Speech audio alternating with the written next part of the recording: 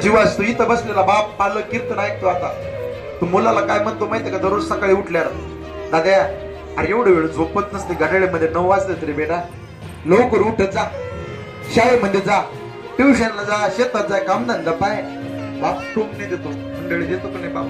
बाप रागवतो, बाप बोलतो, शिव्या देतो. बाप का टोमणे देतो माहितीये का? येता येईल तिथे ऐका.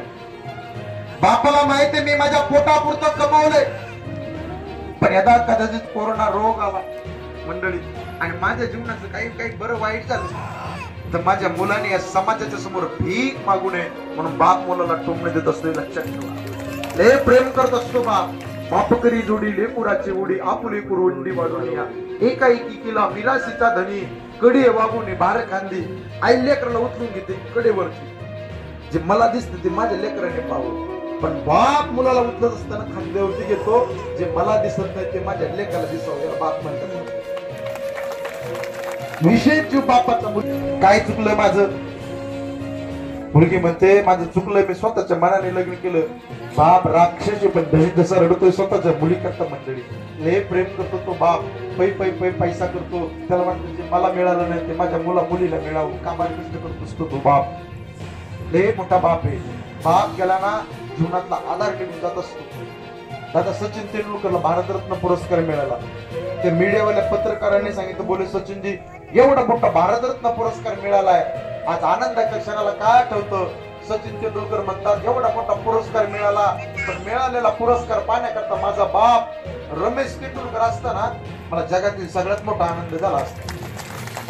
म्हणून दादांनो, बाप गेला, किती पैसा कमवला, किती मोठं यश कमवलं, किती मोठ्या गाड्या घेतल्या, बंगले घेतले, पण तुमचं यश पाहण्याकरता बाप नसेल ना, फोटोकडे पाहून सुद्धा ढसढस डोळ्यात पाणी येतं. बापाची सेवा करा. या संबंधाने सांगतो, जीवन जगत असताना आईच्या डोळ्यामध्ये पाणी होऊन देऊ नका, बापाची मान खाली होऊन देऊ नका, आणि आपल्या हिंदू संस्कृतीला कलंक लागेल असं वर्तन उभ्या आयुष्यामध्ये करू नका. ही सदैवच्या व्यक्त करतो आणि माझ्या वाणीला पूर्ण विराम देतो. जाता जाता भगवंताकडे हात जोडून प्रार्थना करतो. फुलं वाटा. जाता जाता भगवंताकडे हात जोडून प्रार्थना करतो, देवा हा दुःखंकित परिवार आहे, हा धायगुडे परिवार एवढा दुःखाने 1 वर्ष झाले बापू घेऊन निघून गेले. बापूचं छत्र या परिवारातून, धायगुडे परिवारातून निघून गेले. या परिवाराला दुःखातून पेलण्याकरता उदंड शक्ती दे, ही सदैवच्या व्यक्त करतो आणि माझ्या वाणीला पूर्ण विराम. ज्या साधू संतांनी मार्ग दाखिला त्या साधू संतांचं भजन करा. महाराज ज्ञानेश्वर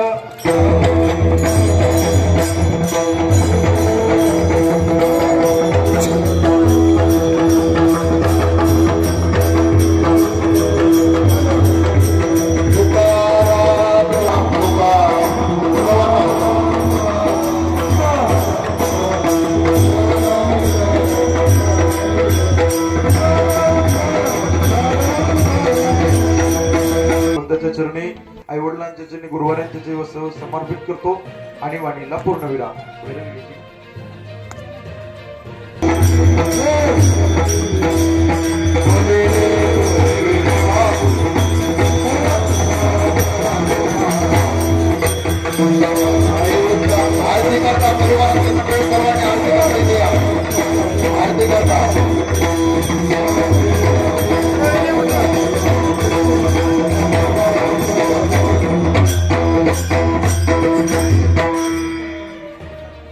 हो